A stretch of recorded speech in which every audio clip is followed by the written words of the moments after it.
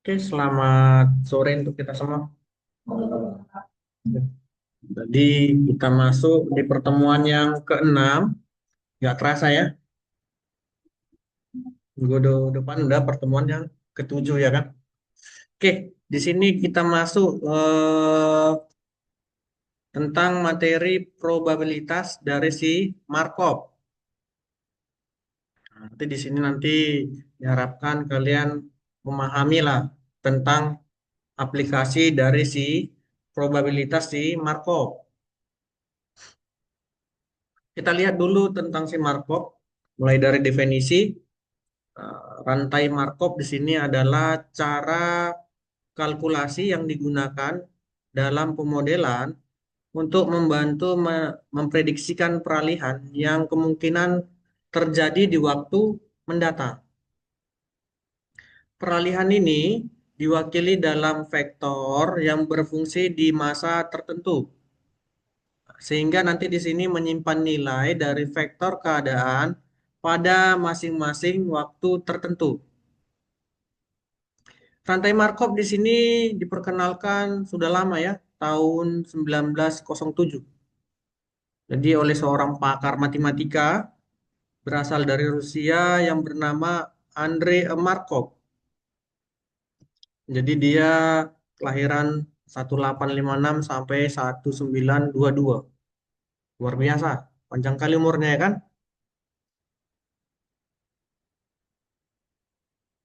Jadi dia di sini membuat untuk setiap waktu dari T ketika kejadian adalah KT ya kan, dan seluruh kejadian sebelumnya adalah, nampak ini di belakang, ini dia, KT kali J koma sampai ke KT dalam kurung J kurang N, bukan JN, J kurang N, yang terjadi dari mekanisme yang diketahui. Di sini probabilitas seluruh kejadian yang akan datang KT kali J hanya bergantung pada kejadian KT J kurang 1 dan tidak bergantung pada kejadian-kejadian sebelumnya, yaitu KT J kurang 2, KT J kurang 3 sampai ke KT J kurang N. Gambaran mengenai rantai Markov dapat kita lihat sebagai berikut. Nah, ini dia. Awalnya di sini ada probabilitas tradisional ya kan. Dia dari K1, K2, K3 sampai ke Kn. Kemudian untuk T-nya waktunya tadi ada T1, T2, T3 dan T4. Berarti kalau ada K-nya sampai 10, berarti T-nya sampai 9, ya kan? Karena di sini Kn yang terakhirnya nggak dibuatnya T-nya ya kan? Gerakan-gerakan di sini dari beberapa variabel di masa yang akan datang bisa diprediksi berdasarkan gerakan-gerakan variabel tersebut di masa lalu. KT4 di gambar ini tadi dipengaruhi oleh kejadian si KT3, yang mana si KT3 di sini dipengaruhi oleh kejadian KT2, dan demikian juga untuk KT2 dipengaruhi oleh kejadian KT1. Di mana di sini perubahan ini terjadi karena peranan dari si probabilitas transisi.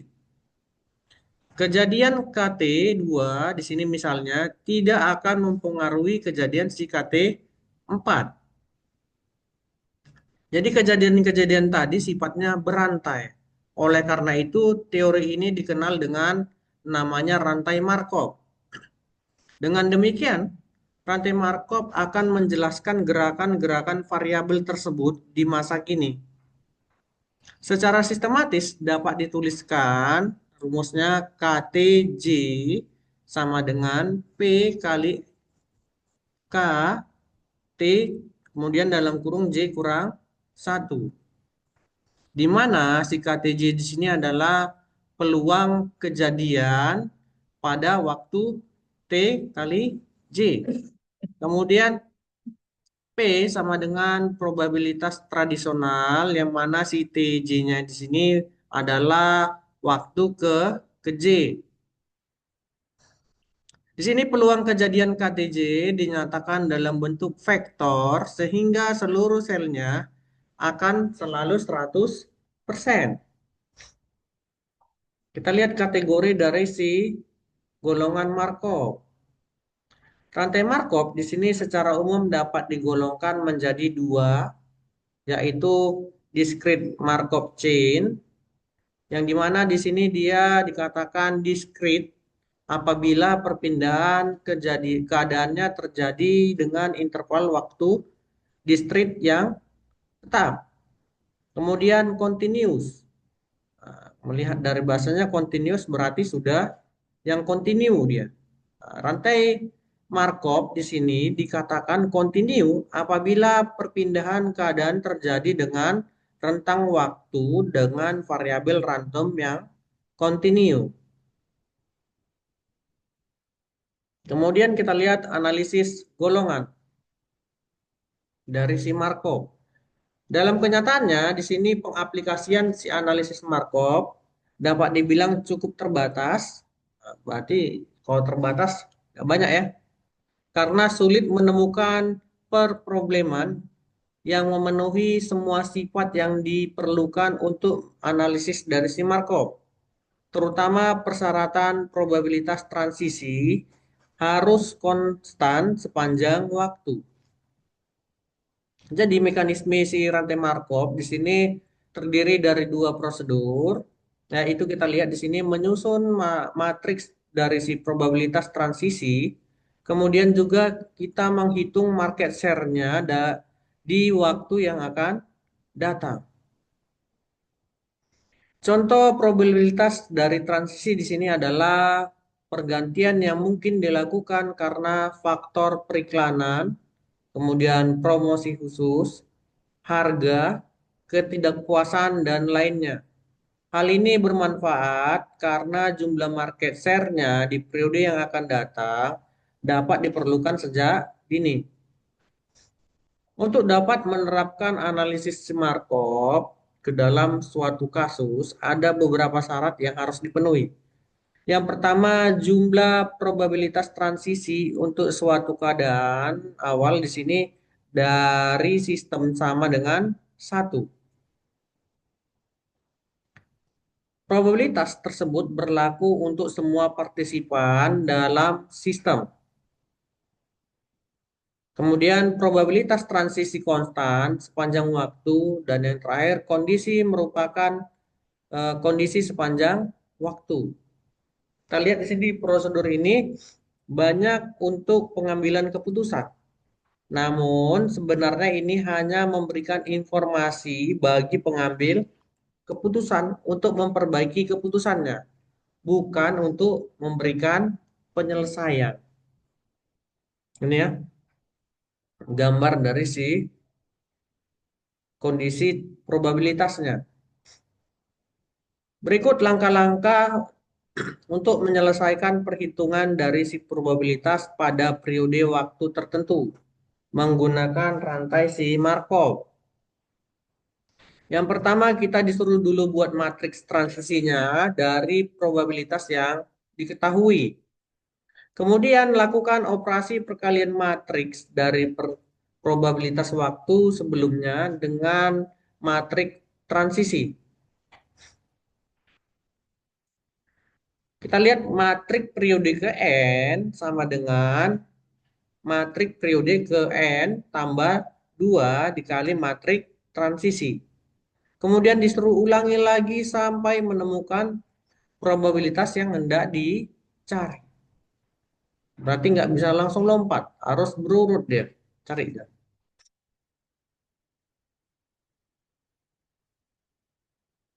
Dalam perhitungan probabilitas yang terus berulang, di sini akan ditemui pada periode tertentu bahwa probabilitas di sini hasil perhitungan kedua matriks itu bernilai sama atau tetap, kemudian tidak berubah. Apabila dihitung untuk periode-periode selanjutnya, di sini kita lihat kondisi ini disebut dengan probabilitas keadaan tetap. Langkah yang dikerjakan untuk menemukan dari si keadaan probabilitas ini adalah sama seperti langkah untuk menghitung probabilitas pada kondisi tertentu. Nilai dari probabilitas pada periode-periode selanjutnya di sini setelah kita bertemu dengan probabilitas keadaan tetap ini, maka di sini akan sama. Karena probabilitas ini dapat digunakan sebagai prediksi jumlah dalam keadaan tetap. Dengan cara mengalihkan probabilitas keadaan tetap dengan jumlah orang yang terkait dengan pemrograman yang sedang dihadapi. Kita lihat aplikasi probabilitas si Markov. Aplikasinya di sini bisa diterapkan di berbagai bidang. Yang pertama ilmu fisika. Pada ilmu fisika ini sistem Markovian sudah muncul secara luas dalam termodinamika dan mekanika dari statistik. Kemudian pada ilmu kimia, sebuah algoritma yang berdasarkan rantai Markov di sini digunakan untuk memfokuskan pertumbuhan berdasarkan fragmen bahan kimia di siliko menuju kelas yang diinginkan dari senyawa seperti obat-obatan atau produk alami. Pada pengujiannya di sini beberapa teoretikus telah mengusulkan gagasan tentang rantai Markov uji statistik atau MCST. Sebuah prosedur dari rantai gabungan untuk membentuk suatu Markov selimut namanya. MCST juga di sini memiliki kegunaan dalam keadaan dunia berbasis jaringan. Kemudian di bidang teori queuing, rantai ini juga dapat digunakan untuk model berbagai mekanisme dari teori queuing dan juga statistik.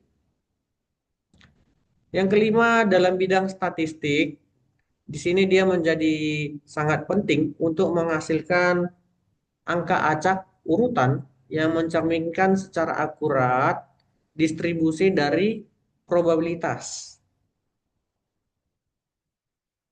Jadi melalui mekanisme yang disebut dengan nama Markov Monte Carlo. Keren ya namanya ya, MCMC kalau singkatannya. Kemudian di bidang di bidang sosial. Ini dia kalau di bidang ilmu sosial dia digunakan untuk menggambarkan argumen.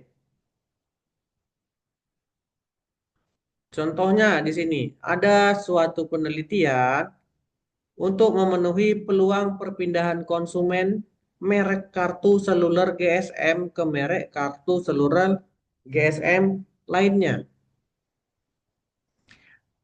Penelitian ini juga akan membuat prediksi peluang perpindahan konsumen merek kartu seluler GSM di kalangan mahasiswa pada masa yang akan datang. Data yang digunakan dalam penelitian ini adalah data primer yang dikumpulkan melalui penyebaran-penyebaran kuesioner. Total sampel dalam penelitian ini sebanyak 87 orang mahasiswa.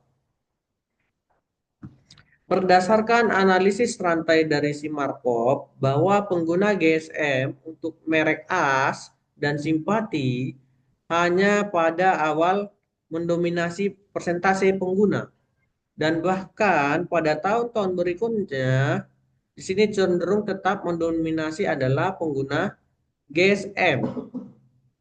Pada tingkat kedua ada merek GSM AM3 dan GSM3.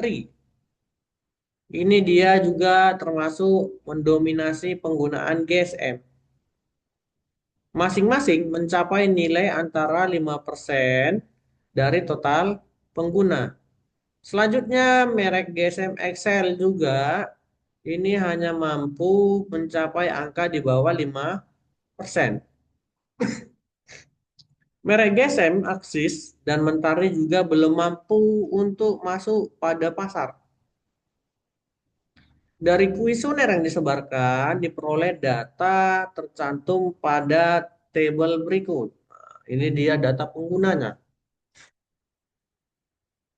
Kita lihat bahwa di sini yang mengungguli adalah AS, ya kan? Kemudian yang kedua, persentase yang mengungguli adalah si simpati dengan jumlah responnya 20, si AS jumlah responnya 49. Itu ya. Perpindahan merek brand switching masuk. Dari handphone merek GSM di sini tertera pada tabel. Ini kita lihat jumlah peralihan. Ya. Dari tabel di atas tadi, di sini tabel peluang transisi P ditunjukkan pada tabel berikut. Ini dia untuk persentase eh, perhitungannya. Itu ya. Dari segi persentase, kita lihat di sini ada beberapa yang tinggi. Misalnya kartu AS, ya kan? Di sini kartu AS 0,72%. Nggak ada yang 1%.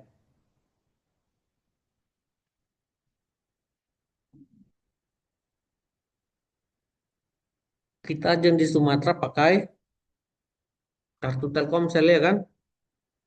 Kalau di Jawa Telkomsel katanya mahal.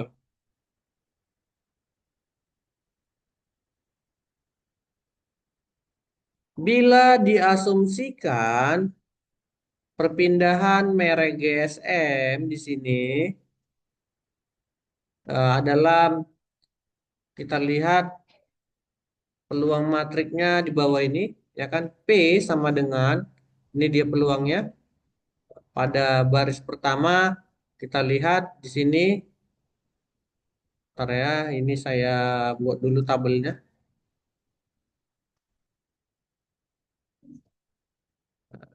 Jadi di sini P sama dengan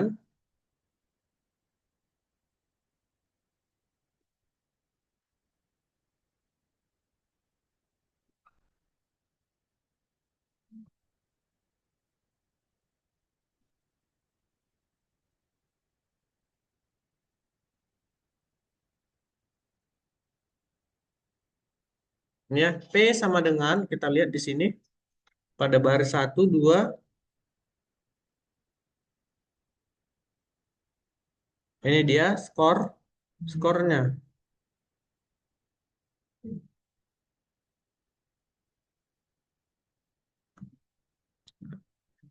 Dengan vektor periode awal kita lihat vektornya di sini bahwa X di periode pertama 0,56, periode kedua 0,08 menurun ya. Di periode ketiga naik lagi di 0,03, di 0,23. Periode keempat di sini dia 0,1. Selanjutnya 0,03. Oke, tetap juga di sini si AC yang masih unggul. Vektor X di sini merupakan kejadian atau vektor kejadian awal diperoleh dari tabel yang dibuat dalam bentuk peluang.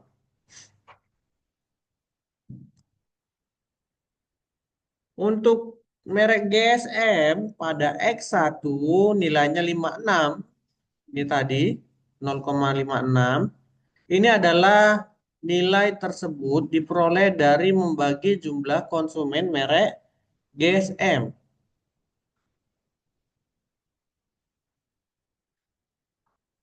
Kita lihat lagi. AS dengan jumlah konsumen responden seluruhnya yaitu 49 per 87. bahwa dia menyatakan di sini dia 0,56. Demikian juga seterusnya dengan X5 nilainya 0,03. Ini diperoleh dari konsumen merek GSM Excel dibagi dengan jumlah konsumen responden seluruhnya 3/87 sama dengan 0,03. Jadi prediksi dengan jumlah konsumen kartu seluler pada kartu yang akan datang ini ditunjukkan pada gambar berikut ini. Kalau kita lihat setiap tahunnya pasti ada kenaikannya.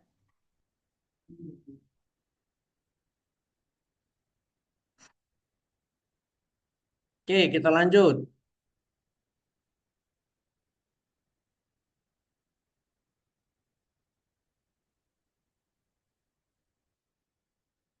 As dengan jumlah responden, konsumen responden di sini tadi eh, 49/87 sama dengan 0,56. Demikian juga seterusnya sampai X5. Nilainya di sini X5 adalah 0,03. Ini diperoleh dari konsumen merek GSM Excel. Kemudian dibagi dengan jumlah konsumen responden pada periode yang akan datang. Ini dia datang ditunjukkan pada gambar berikut. Kalau kita lihat tetap juga yang unggul adalah persentase dari si kartu A setiap tahunnya. Belum ada yang bisa menyalip. Nomor dua yang tertinggi yaitu simpati. Mekanisme dari berjalannya beberapa periode, maka nilai matriks peluangnya di sini akan selalu tetap pada kasus ini berdasarkan hasil perhitungan dari si rantai maskopnya, markopnya ya. Jadi kita lihat perhitungan tersebut dilihat berdasarkan nilai-nilai peluang pada masing-masing merek GSM atau konstan dan tidak akan berubah pada transisi berikutnya dengan nilai-nilai masing-masing peluang dari konsumen merek GSM AS 48,02%, GSM AM3 8,21 dan GSM simpati di sini kita lihat 34,23%, ya. Jadi merek GSM3 di sini adalah 7,07, kemudian merek GSM XL di sini 2,46. Tetap juga yang paling tinggi 48,02%. Oke, untuk tugasnya di sini ada ya. Nanti kalian cari bebas ya, mau tulis tangan, mau diketik. Ini kemarin tugas ya. Berarti ini kuis buat ya. Kan kita ada tugas, ada kuis, baru ada project.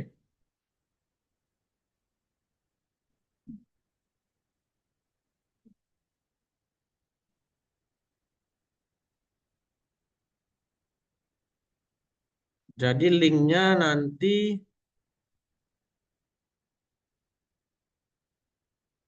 link di mana ya? Ya,